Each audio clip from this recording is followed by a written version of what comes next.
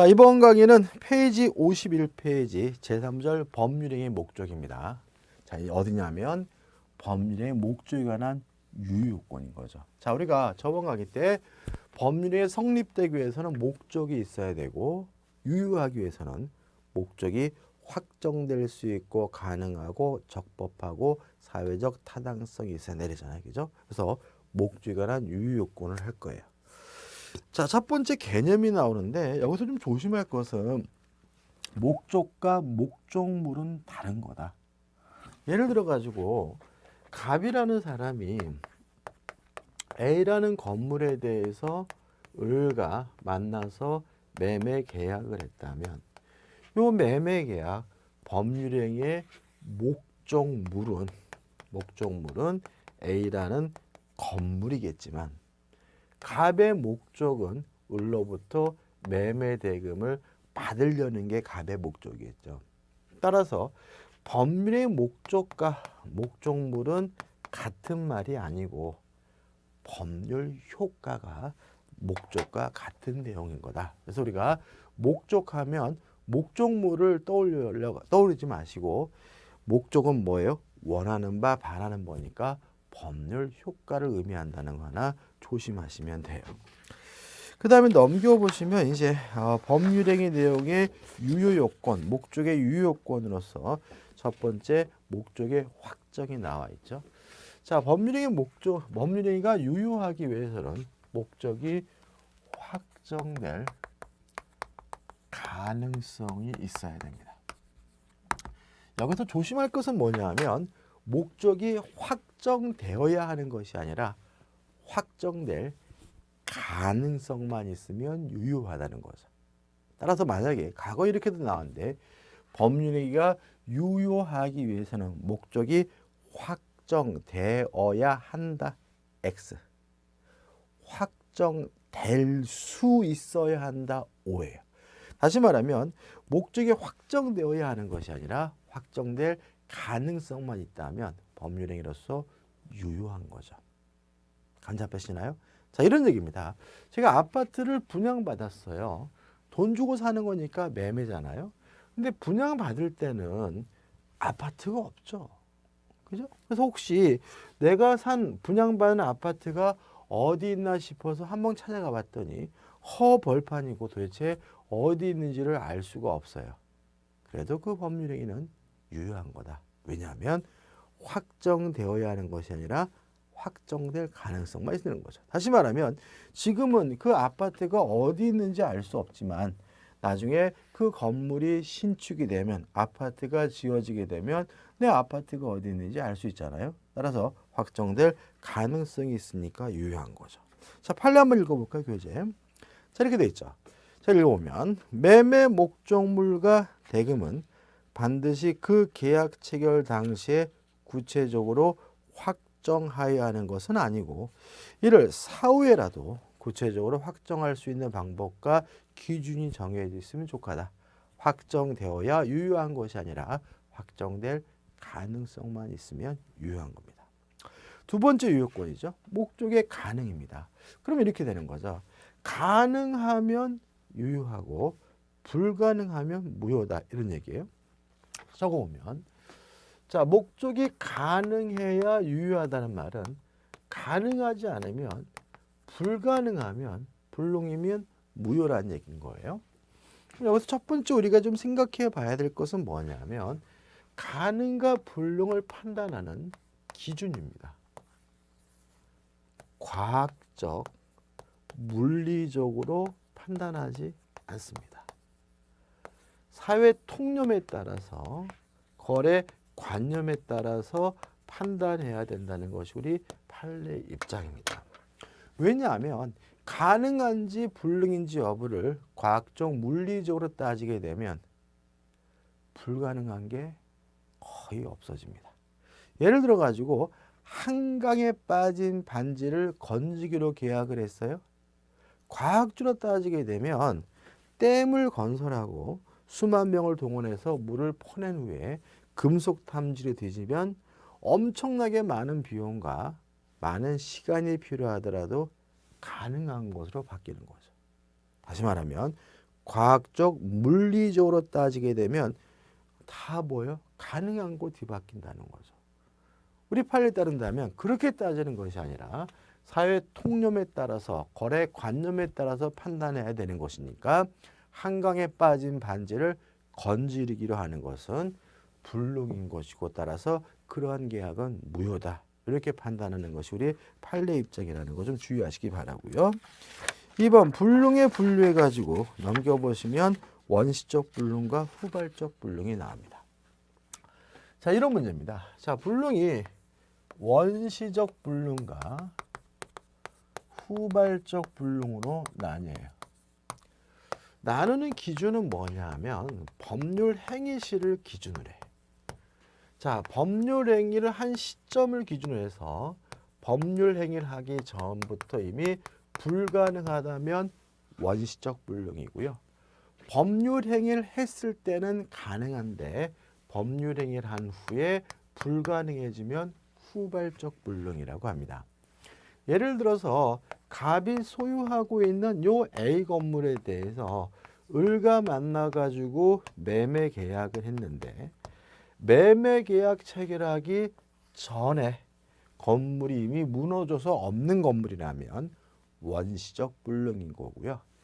매매 계약을 할 때는 건물이 있었는데 매매 계약을 한 후에 건물이 무너져서 없어졌다면 후발적 불능이 됩니다. 자, 여기서 무효가 되는 것은 원시적 불능만 무효예요. 따라서 원시적 불능인 경우에는 무효이기 때문에 아무런 효과가 없는 거기 때문에 이행하지 못하게 됐더라도 책임지지 않는 게 원칙이에요. 다만 예외적으로 계약 체결상의 과실 책임이라는 것이 문제될 수 있는데 그것은 계약법에서 정리할 거예요. 자, 후발적 불능은 유효해요. 유효하기 때문에 못하게 됐다면 불능이 됐더라도 뭘 져야 돼요? 책임을 져야 되는데 그 책임의 내용은 이행 불능 문제일 수도 있고 위험 부담 문제일 수도 있어요. 그것은 계약법에서 해요. 교재 보시면 제가 지금 잠깐 말씀드린 내용이 나오고 있습니다. 나오고 있는데 자세한 내용은 어디서 볼 거예요? 계약법에서 볼 거니까 급하게 생각하지 마시고 좀 까다로운 부분입니다. 급하게 생각하지 마시고 여기서는 이 부분만 법률 행위를 하기 전에 이미 불가능한 경우를 원시적 불능이라고 하고 원시적 불능은 무효이기 때문에 이행하지 못하게 됐더라도 원칙적으로 책임지지 않는다. 법률 행위를 할 때는 가능했고 그 후에 불가능해지면 후발적 불능인데 후발적 불능은 유효하기 때문에 이행하지 못하게 됐더라도 책임을 져야 된다까지만 정리하시면 됩니다. 그 다음에 2번 전부 불능, 일부 불능이 나오죠. 말 그대로입니다. 전부가 불가능하게 됐으면 전부 불능, 일부가 불가능하게 됐으면 일부 불능이고 효과는 둘 다 무효인 것이 원칙인 거예요. 그 다음에 법률적 불능, 사실적 불능입니다. 법에서 금지하고 있기 때문에 할 수 없는 것은 법률적 불능이고요. 물리적, 과학적으로 할 수 없는 것은 사실적 불능이에요. 근데 실제로 이거는 나눌 필요가 없어요. 어차피 둘 다 불능이라는 점에서는 다름이 없으니까요.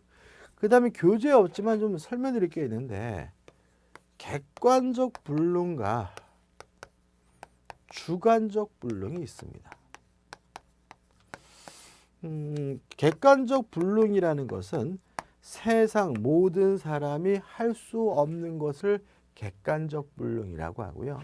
주관적 불능이라는 것은 특정된 사람이 할 수 없는 것을 주관적 불능이라고 해요. 여기서 유의하실 것은 주관적 불능은 불능이 아닙니다. 우리 법에서 말하는 불능은 오로지 뭐만 말하냐면 객관적 불능만을 말한다는 거죠. 따라서 여기서 불능이라고 할 때 다 뭐가 생략되어 있는 거예요? 객관적이라는 말이 생략되어 있는 거예요. 원시적 객관적 불능, 후발적 객관적 불능이에요. 왜요? 특정된 사람이 하지 못하는 주관적 불능은 뭐가 아니에요? 불능이 아닌 거예요. 그래서 예를 들어서 돈을 빌렸는데 갚아야 되는데 오늘까지 갚기로 했는데 저에게 돈이 없어요. 법적으로는 못 갚는 게 아니라 안 갚는 겁니다. 왜냐하면 돈이 없는 것은 저의 개인적인 일인 거죠. 따라서 그것은 객관적 불능이 아니라 뭐예요? 주관적 불능이고, 법에서 말하는 불능은 오로지 무엇만을 말합니까? 객관적 불능만을 말하고 주관적 불능은 포함하지 않기 때문에 그런 거죠. 그래서 앞으로 우리는 별말 없더라도 불능은 무엇만을 의미합니까? 객관적 불능만을 의미한다는 거 조심하시기 바랍니다. 그 다음 세 번째 유효권으로서 목적이 뭐 해야 됩니까? 적법해야 합니다. 적법. 자, 그래서 이제 목적이 적법해야 된다라는 것을 이해하기 위해서 법을 나누게 되는데, 그 강행성을 기준으로 해가지고 법을 강행법규, 강행규정과 임의법규, 임의규정으로 나누게 돼요. 교재는 좀 개념이 좀 어렵게 나와 있거든요. 근데 교재에 나와 있는 개념이 FM이에요. FM. 근데 그런 개념 가지고 우리가 문제를 푸는데 도움이 되지 않기 때문에 우리는 어떻게 이해할 거냐면, 준수 여부, 지킬지 말지 여부가 강제되면, 반드시 지켜야 되면 강행법규고요. 준수 여부, 지킬지 말지 여부가 강제되지 않으면 이거 우리가 임의법규, 임의규정이라고 합니다. 따라서 임의규정은 안 지켜도 돼요. 따라서 임의규정에 위반한 법률행위는 무효가 아니라 뭐인 거죠? 유효인 거죠. 따라서 목적이 적법해야 한다 할 때 그 법은 오로지 무엇만을 말합니까? 강행규정만을 말한다. 그래서 아주 초창기 때 민법이 어렵지 않게 출제가 될 때 이런 질문 나왔어요. 법에 위반한 법률행위는 항상 무효다. X. 법 속에는 무엇도 포함해요? 임의규정도 포함하는데, 임의규정은 안 지켜도 상관이 없기 때문에 임의규정에 위반한 법률행위는 무효가 아니라 뭐예요? 유효한 거죠. 그 다음에 강행규정과 임의규정, 강행법규와 임의법규를 어떻게 구별하고 뭐가 강행법규고 뭐가 임의규정인지에 대해서 교재에 나와 있는데 실제로 그런 건 의미가 없습니다. 우리가 해당 부분 가가지고 공부하다 보면 이거는 자연스럽게 이 규정이 강행규정인지 임의규정인지를 알게 되고요. 만약에 특별히 따로 기억해야 될 것은 이 부분은 임의규정입니다. 이 부분은 강행규정입니다. 라고 따로 말씀드릴 거니까 걱정하지 않으셔도 돼요. 여기서는 이 정도만 기억하시면 돼요. 자, 근데 문제가 좀 있습니다. 이 강행법규, 강행규정이 둘은 아닙니다. 효력법규, 효력규정과 단속법규, 단속규정으로 나뉘어요. 자, 효력규정을 위반하게 되면 강행법규 위반한 것이니까 법률행위 자체가 무효가 되는 경우고요. 단속규정도 강행규정입니다. 따라서 반드시 지켜야 돼요. 그런데도 불구하고 위반을 했다면 처벌은 따르지만 법률행위 자체는 무효가 아니라 유효가 되는 경우를 우리가 단속규정이라고 합니다. 다시 말하면 단속규정은 강행규정의 일종이기 때문에 단속규정을 위반하면 안 됩니다. 그런데도 불구하고 위반을 했다면 처벌은 받습니다. 그렇지만 그 행위 자체는 무효가 아니라 유효가 되는 경우가 있음을 주의하시기 바랍니다. 여기서 수험적으로 주의할 점이 있어요. 단속규정은 민법에 없습니다. 자, 여러분 알다시피 우리 시험 범위 안에서는 민법은 처벌 규정이 없어요. 사법이니까. 따라서 처벌은 받되 유효하다. 민법에는 뭐가 없다고요? 시험 범위에서 처벌 규정이 없으니까 단속 규정이 없겠죠. 그래서 민법에서 말하는 강행 규정은 오로지 뭐만 말하냐면 효력 규정만 의미한다는 거죠. 따라서 민법상 강행 규정이 위반한 법률행위는 무효다 그러면 틀린 말이 아니라 맞는 말이다. 왜냐하면 민법에는 단속 규정이 없고 오로지 뭐만 있습니까? 효력 규정만이 있으니까 민법상 강행 규정하면 무엇만을 의미하게 돼요? 효력 규정만을 의미하게 되는 거죠. 감 잡히시죠? 꼭 기억해 두셔야 되고. 그 다음에 단속 규정은 민법이 없기 때문에 다른 법을 봐야 돼요.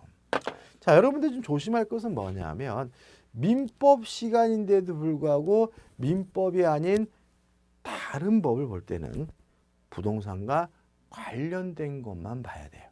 과거에는 좀 아니었습니다. 최근 들어서는. 왜냐하면 우리 공인중개사 시험 범위는 어떻게 되냐면 민법 규정 중에서 부동산 중개와 관련이 있는 규정만 시험 범위예요. 공인중개사 시험에서. 따라서 민법 규정 중에서도 또 민법이 아니더라도 무엇과 관련이 돼요? 부동산과 관련이 돼야 되는 거죠.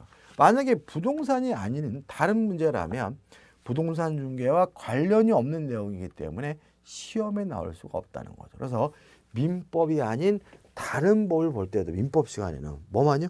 부동산과 관련된 것만 기억하시면 돼요. 따라서 이 단속 규정과 관련해서 우리가 두 가지를 기억하고 이해해 두시면 됩니다.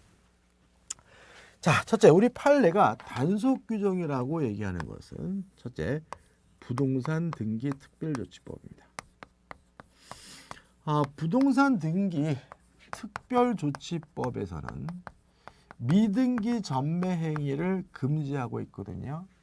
중간 생략 등기를 금지하고 있거든요. 요 부동산 등기 특별조치법의 중간 생략 등기 금지 규정은 단속 규정이다. 꼭 기억해 두시고 왜 그런지 이해하셔야 중요한 부분이기 때문에. 그 다음에 두 번째, 우리 교재에 판례가 나와 있는데 그 판례에는 주택건설 촉진법이 나와 있거든요. 근데 이 주택건설 촉진법이라는 법은 현재 없고요. 뭐로 통합되냐면 주택법입니다. 그래서 주택법을 기억하셔야 돼요. 주택법의 전매 행위 금지 규정은 단속 규정이다. 이 두 가지만 기억하시고 이해해 두시면 돼요. 자, 그러면 왜 그런지 한번 생각해 보자고요. 자, 갑이라는 사람이요, A라는 토지를 가지고 있어요. 그 말은 자기 앞으로 등기를 하고 있다는 얘기겠죠. 근데 갑이 을과 만나 가지고 매매 계약을 했습니다. 근데 을이 또다시 병과 만나 가지고 또다시 매매 계약을 했어요. 이걸 우리가 뭐라 그러냐면 전매라고 합니다. 여러분들, 제가 판서를 해드릴 때 한자를 쓰지 않습니다. 한자를. 근데 한자를 쓰는 게 몇 가지가 있는데 요 전자만은 제가 한자로 쓰고 있음을 눈치채셨나요? 왜 그러냐면 요 전자와 구별하기 위해서요. 요 전매할 때 이 전자는 앞전자가 아니야. 앞이란 뜻이 아니라 굴릴전, 굴렸다 이런 얘기거든요. 그래서 전매하면 앞에 매매가 아니라 한 번 더 굴렸으니까 한 번 더 팔았다예요. 그래서 제가 여러분들한테 판서를 적어드릴 때 꼭 필기해 드릴 때 앞이라는 의미의 전자는 이렇게 꼭 한자로 쓸 거고요. 앞이라는 의미가 아닌 한글로 쓰는 전자는 앞전자가 아니라 굴릴 전자고 의미는 한 번 더예요. 그래서 예를 들어서 전매 그러면 어떻게 해요? 한 번 더 팔았다. 전전매 그러면 어떻게 해요? 두 번 판 거죠. 그죠? 그 다음에 전대차 그러면 앞에 임대가 아니라 한 번 더 임대했다. 그죠? 전전세하면 앞에 전세가 아니라 한 번 더 전세를 줬다. 이런 의미로 할 거예요. 그죠? 그래서 앞으로 제가 한자로 쓰는 전자만 앞전자고 한글로 쓰는 전자는 앞전자가 아니라 한 번 더 팔았다라는 한 번 더라는 의미라는 거 강조해 말씀드리고요. 따라서 을이 팔고 을이 또다시 팔았다면 이걸 우리가 전매라고 하거든요. 자, 이런 상태에서 FM은 뭐냐면 갑이 을이 자기 앞으로 등기를 한 후에 병에게 이전 등기해 줘야 되는 것이 FM이에요. 근데 이렇게 FM대로 하면 을의 입장에서는 어떤 일이 발생하냐면 세금이 엄청 많이 나오게 됩니다. 자기 앞으로 등기할 때 취득세, 등록세를 내고요. 병한테 팔아먹고 등기해 줄 때 양도소득세니 부가가치세니 세금이 엄청 많이 나오기 때문에 남는 게 거의 없습니다. 그래서 을이 수작을 부려서 자기 앞으로 등기를 하지 않고 갑에서 병으로 직접 등기를 해줬다면 이러한 을의 행위를 미등기 전매행위라고 하고요. 이러한 을의 행위 결과 이루어진 이 등기를 중간 생략 등기라고 하는 거죠. 왜냐하면 나중에 등기부 등본 떠보면 갑과 병만 나오고 누구 나나요? 을은 안 나오잖아요. 이걸 우리가 뭐죠? 중간 생략 등기라고 하고, 이러한 중간 생략 등기는 부동산 등기 특별조치법에서 금지하고 있습니다. 따라서 하다 걸리면 세금도 추징받고요. 무엇도 하냐면 처벌도, 형사처벌도 이루어지게 되는 거거든요. 근데 문제는 이 등기가 무효냐죠. 만약에 이 부동산 등기 특별조치법에서 금지하고 있다는 이유로 이 등기가 만약에 무효가 된다면 소유권이 병에서 갑으로 가버리죠. 이 병은 나쁜 사람 아닙니다. 실제로 나쁜 놈은 누구죠? 을인 거죠. 병은 필요한 땅을 비싸게 주고 산 죄밖에 없는 사람인데 병의 소유권 자체를 박탈할 수는 없는 거예요. 따라서 나쁜 짓을 한 을은 당연히 뭐예요? 처벌해야 되겠지만 병에 이루어진 등기는 무효가 아니라 뭐예요? 유효라고 해야 되니까 결국은 부동산 등기 특별조치법의 이 규정은 단속 규정이 되는 거죠. 이해되시죠? 그래서 우리가 수험적으로는 부동산 등기 특별조치법에서 규정하고 있는 중간 생략 등기 규정, 금지 규정은 단속 규정입니다.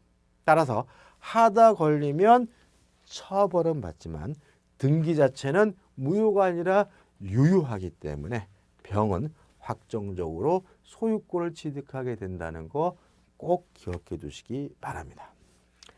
그 다음 주택법의 전매제한 금융이죠. 자, 이런 얘기입니다. 갑이 소유하고 있는 요 A주택이래요. 근데 요 주택을 갑이 을에게 팔았습니다.